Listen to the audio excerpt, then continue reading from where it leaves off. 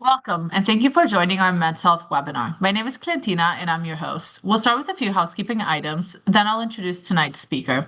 First, your participation in tonight's webinar is completely anonymous to the other attendees. No one can see your face, your name, or hear you. If you wish to ask a question, please type in the chat box at the lower part of your screen, and we'll address these questions at the end of the presentation. Any comments or questions entered into the chat box can only be seen by myself and our speaker.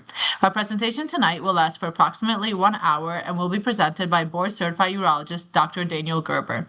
Dr. Gerber, thank you so much for joining us tonight. I'll turn it over to you to get us started. Thanks very much. Great to be here, and hope a lot of people are getting a lot out of this. This is a passion of mine, so I'm glad we have an opportunity to talk about it, and hopefully we can give some good information about an important topic that we can talk about. So briefly about me, I'm a board-certified urologist. I trained at Cleveland Clinic for residency and went to Georgetown for medical school. I've been in practice for a few years now, and this is a list of some of the procedures that I perform, but not listed on here is some incontinence procedures, and those are probably my favorite procedures to do because they really can be, providing a dramatic improvement in quality of life for people who are interested in having them done. So this is just a brief disclaimer slide. I'll just leave this here for 30 seconds or so, let people peruse it as they need to.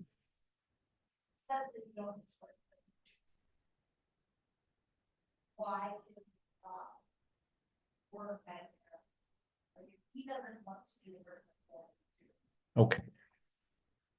So today we're talking about specifically men's incontinence. So I'll leave this here for a second as a QR code for people to be able to go and seek out some brief information about how to assess your own symptoms and be able to kind of establish how they really could be affecting your life and compare to what other people might be going through to have some context and hopefully get some more information about how this can be improved for you.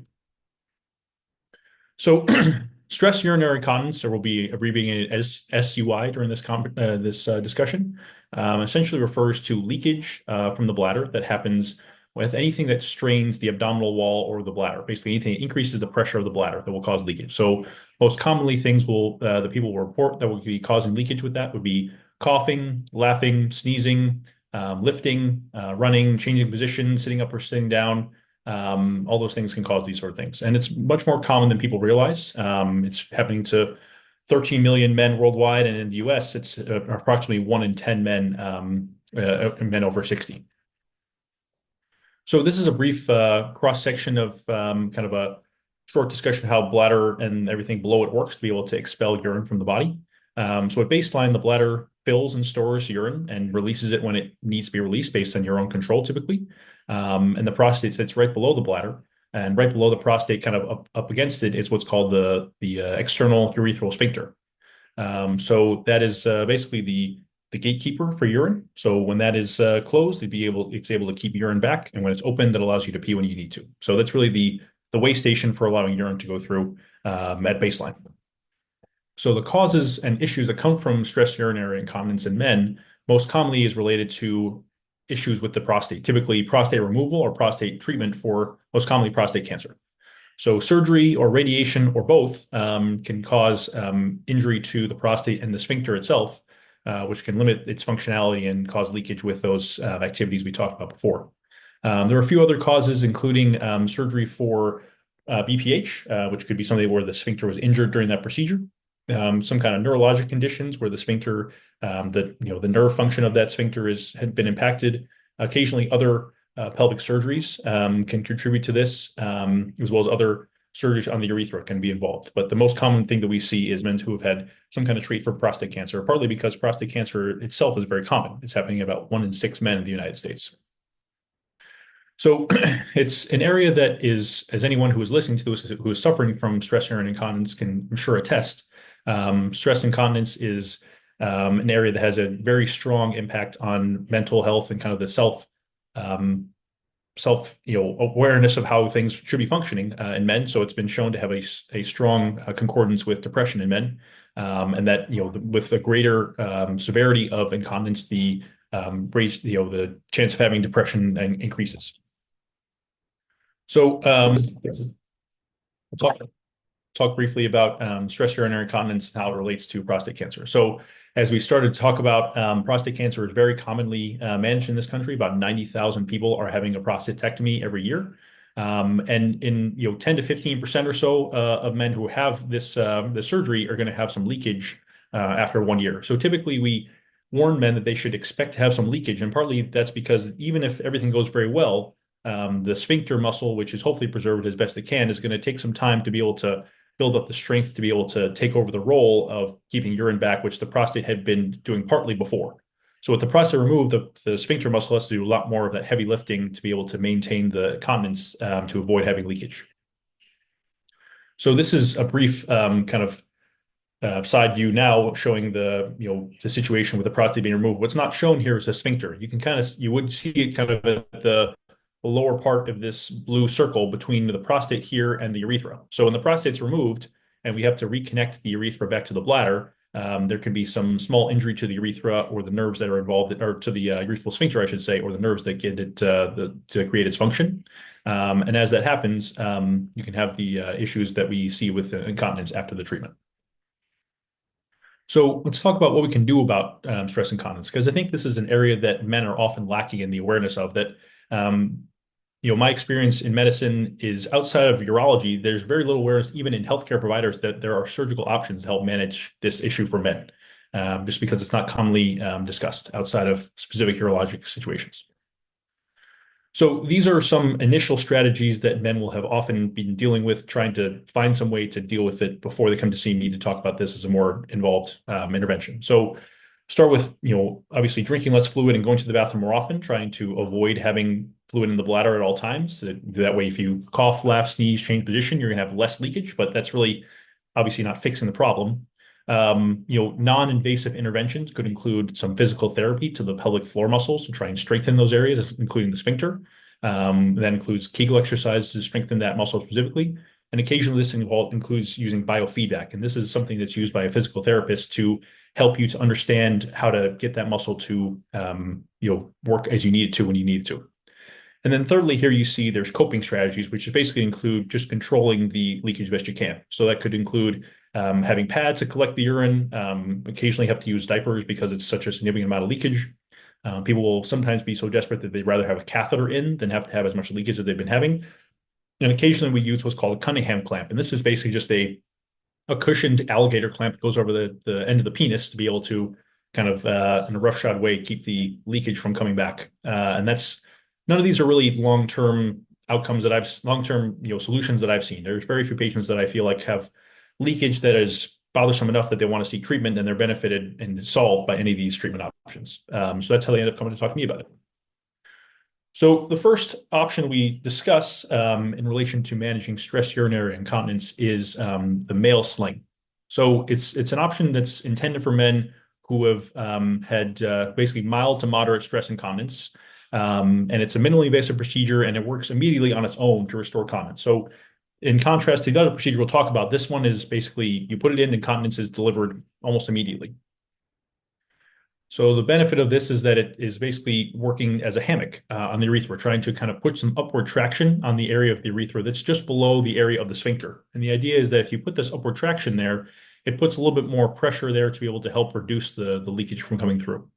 And it's been shown to have very good, when in properly chosen patients, have very good outcomes.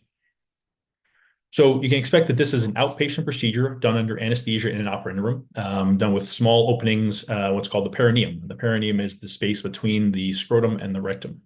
And as I said, you may be continent or at least have reduced leakage right afterward, and pretty quickly return to normal non-strenuous daily activities, and then gradually increase from there based on your own physician's recommendations.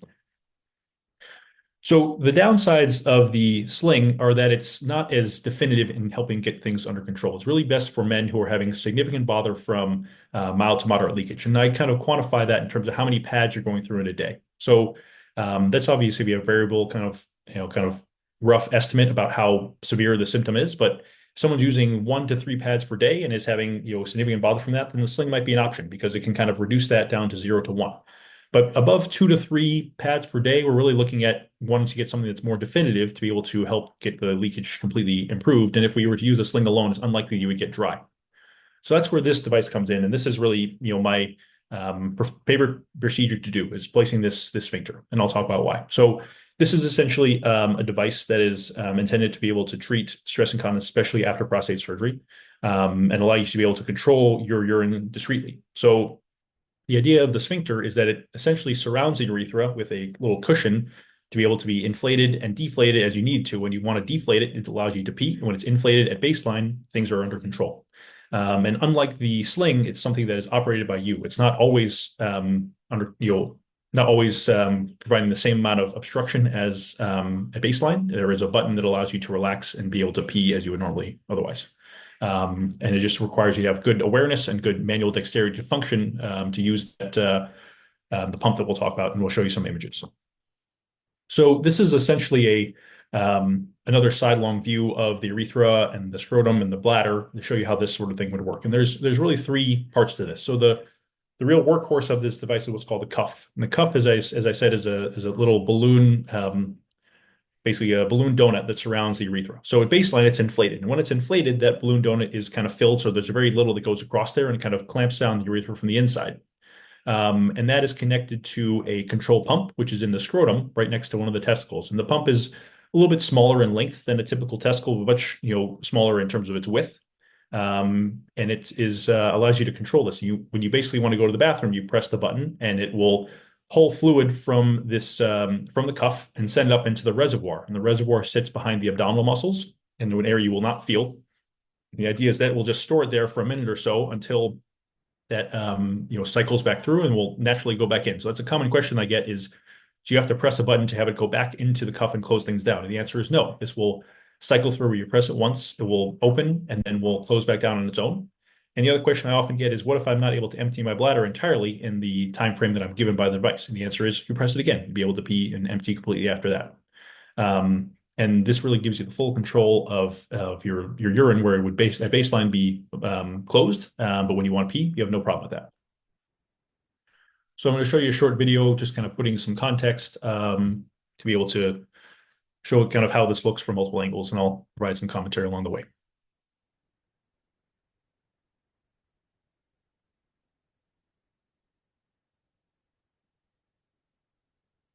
So we're starting here with the same view of the device kind of that we saw on the last screen. So here's the button you press at the bottom, and you can see in the inset that there's a relaxation of the sphincter by deflating the kind of circular donut balloon around the urethra.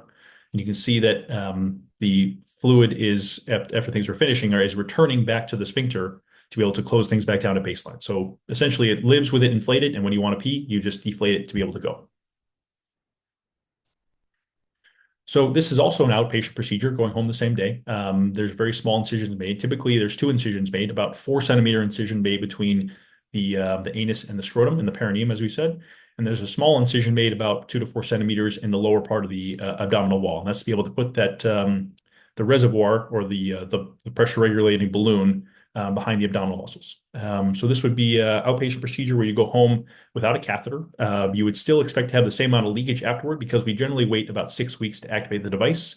The main reason for that is that we want to make sure that there's no swelling of the scrotum that can happen after the procedure that would impact your ability to squeeze the button. So we have you back in the office about 6 weeks later to activate the device, teach you how to use it, and then we, as I say, turn off the faucet.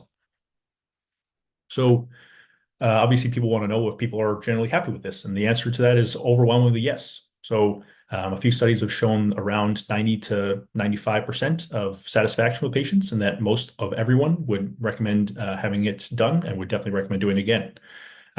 People also want to know about how long this device is going to last. And, you can see in this light blue box here that at 4, 6, and 5 years, that people are generally very happy with the results. And typically, I tell people to expect the device will hopefully last around 8 to 10 years. Beyond that, we're looking at some variability in terms of how long the mechanical parts of the device can last, and just that's the nature of anything mechanical. But if there's anything that's notices more leakage during that time and things are starting to not work as well as they were before, it's very easy to go in and put a new device in or exchange any of the parts that need to be done depending on the situation. So typically, these are covered by Medicare and most private insurances when medically necessary. And if you're coming to see me with a referral or another urologist to talk about it, it will almost certainly be covered, but obviously can't guarantee anything. But certainly worth discussing, and we would obviously run the insurance before we put you through a procedure to make sure it would be covered. So this is another slide kind of referring to a patient testimonial. And here's another QR code that you can follow. This is a 6-minute video you can listen to. But I'll leave that to people to follow on their own. But you can find that by clicking on the link or following the QR code. But obviously helpful to hear people's personal experience with this and understand a little bit more how it works. So obviously there's risks of any procedure, and it's would be wrong to not recognize those. The male sling procedure has risks that include the device not working. Maybe it's not put on tight enough. Maybe it's put in an area that's not effectively putting the blockage on the urethra we will want. Occasionally it can work too well and put you into urinary retention where you wouldn't be able to pee when you need to. Obviously, there is a risk with every procedure having postoperative pain and irritation or any kind of inflammation of the wound sites. Risks of the AUS or artificial urinary sphincter, which is the balloon device we talked about, has similar risks of device malfunction or failure, which could require this being fixed. So this obviously has more moving parts than the simple sling. So there's more potential areas for malfunction, but we are very careful to make sure the device works and functions before we finish the procedure. And that way we can kind of catch any issues before that's done. The cuff sits right on the urethra, and over time, there's a small chance that pressure on the urethra can kind of erode into the urethra and cause damage to that area. If that were to happen, we would essentially take the device out and repair it to repair the area of the urethra that had been injured and come back, a few months later once things had healed up and try to do it again. There's always a risk of retention if there was some kind of issue with the device that was not allowing it to open, and then similarly, infection, pain, and soreness around the related to the incisions. So in summary, stress urinary incontinence is a known side effect of prostate cancer treatment and several other conditions. It's going to happen in 10 to 15% of men who have had prostate surgery. It will last beyond a year and not be able to be, functionally improved beyond that. There are a number of treatment options we've talked about. It's often uncomfortable to go through them and to talk about them, but I hope that today has given some information about the sling and the artificial urinary sphincter that can provide some long-term treatment. And I hope that this will empower everyone to, discuss with the urologist, hopefully including me, about this device. So this is an area that I'm very passionate about, and I should just tell everyone that I'm not being paid to be here. My only, positive thing I would be getting from this would be giving you the information you can get that you might not be hearing from any other source, and also to allow you to hopefully come talk to me about it. Because as I said, it's an area that I really enjoy treating because I really enjoy the conversation with men where I'm able to, as I said, turn off the faucet. So I hope that this is something you'll be able to pursue. There's some brief safety information about the sling, as well as the artificial sphincter. So with that, I'm happy to take some questions. Thank you so much, Dr. Gerber. We do have some questions. Our first one is, how soon after a prostatectomy can I come to you about this? It's a good question. So generally, if you were to come see me at 6 months and saying you're having horrible leakage where you're going through, 5, 8, 10 pads in a day and it's just, taking over your life, I'd say it's probably not going to get better, to the point where you're totally dry at a year with any of those non-invasive measures. So I'd say that 6 months is the point where I'd say it's probably worth exploring that as an intervention. Now, if you're having fewer pads and things are sort of gradually improving with Kegel exercises and maybe some physical therapy, we can sort of say, let's give it till a year until we would see that this is kind of matured into a stable issue. And when we can kind of take it from there and make sure that we're pursuing the right necessary treatments. But generally 6 months is if it's very severe and a year if it's kind of moderate. Thank you. For our next question, how long is recovery and how long until I can use the device? Yeah. So recovery is kind of a loaded term, but in terms of getting people back to where they feel like everything is relatively normal, typically that's going to happen in 2 to 4 weeks, where you're going to have some soreness during the first few weeks and some discomfort and swelling and that sort of thing. You can all be expected. So to that end, we want to make sure that all those things are manageable. We're not going to have a lot of pain or difficulty using the device when you have to squeeze the button in your scrotum. So generally, we'd have you back in about 6 weeks to activate the device and teach you how to use it. So that's really to allow that area to heal up properly and make sure that we're, kind of seeing the results we want to see. Before that, we expect you to have the similar amount of leakage that you would have before the device would be put in. If you didn't, that would be suggestive that the device at baseline is too tight, and that might suggest you wouldn't be able to pee when you need to. But that's part of why we monitor it during that time. Thank you. For our next question, how long after the procedure do I have to wait to return to work and to exercise? So it depends on what you do for work. If you're having a desk job, I would say it's probably okay to go back to work, 3 to 5 days later, as long as your pain's manageable. If it's a job that you really can't separate any kind of lifting things from, I would say you should wait at least 2 weeks till you're able to, manage and not have any kind of thing, any job requirement disrupt any kind of the healing process. Um, and as far as exercise, also kind of depends on what exercise we're talking about. If it's sort of doing any kind of lifting exercise that requires you to strain your abdominal muscles, typically would want you to wait at least 2 weeks or so, maybe up to 4, depending on how things go during the procedure. But if it's something that's more static and can not be straining your abdominal muscles so much, it'd probably be a week or 2, depending on how things are going with the healing process. Okay, for our next question, will airport security or MRI machines be affected by the implant? They are not. There's no metal part of this that would be thrown off on an MRI, and there's nothing that TSA needs to know about it, just between you and me.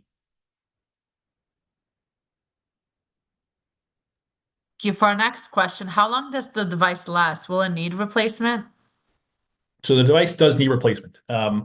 Typically, at about 8 to 10 years is where we start to see, the 50% or so of people starting to have some kind of malfunction in the device, whether that means that you're not able to squeeze the button as you were before, or you are, but it's not holding back your urine as much as it was before. And you're noticing more leakage, maybe not as bad as it was before the procedure, but more leakage than it was in the first few years after. So typically 8 to 10 years is where we're going to start to see some breakdown of some kind of mechanical part of the device. And that's the point where we would want to think about exchanging part of all of the device, depending on the situation individually. Okay, for our next question, are there any conditions that could affect my eligibility for the procedure? So the main conditions that we would note most notably would be if you've had radiation to the prostate. Now that would be a restriction for some people because it makes the procedure, both the sling and the artificial sphincter, more difficult. But it's not something that I would rule out a patient for having it done. And honestly, most of my patients who I do this for have had radiation. It's just something we manage. The main things that we're aware of for the artificial sphincter would be your own cognitive awareness and your manual dexterity to make sure that you're aware of the fact you need to press a button to go pee because it's not the inherent way that we've learned to control urine when we were developing. And also that you have the manual dexterity to squeeze the button when you need to. If you're in the bathroom and you're having trouble being able to locate the device or be able to squeeze it, then it's a problem. So we generally want to make sure that you have all the capabilities and know-how to be able to use the device safely. Thank you. And I only see one final question. So if anyone has any other questions, please put them in the chat box right now. But the last question that we have is, how often will I need follow-up appointments? So typically after the procedure, you would come in to have your wounds checked about 2 weeks after, make sure that there's no concern for infection or anything out of the ordinary with the healing process initially. And then about 6 weeks later, have the device activated. But beyond that would be sort of as needed if there's any issues with the device. Essentially, once things are activated and you're comfortable, we have you kind of go out and use it and come back to see me as needed. But I typically have you come back and see me 4 to 8 weeks after the device is activated to make sure there's nothing else that we can add to the procedure, nothing else that we can add to your understanding of things. Because a lot of times people have to translate the education in the office to using it at home, and there can be some issues that come with that, and want to make sure that there's no issues that come with using the device and make sure that transition is smooth. Thank you. And that's all we have for tonight. Thank you so much to all the participants for joining us. Dr. Gerber, thank you so much for doing the presentation as well as answering questions. I'll turn it over to you to wrap us up. Sorry. Yeah, no, I appreciate anyone who's listening to this. It's very nice to have my the platform to discuss an area that I'm passionate about, and I just hope that men are able to take this information and use it to be able to better their lives. And if I can participate that in any way, I'm honored. So thank you for listening, and I hope to see you soon.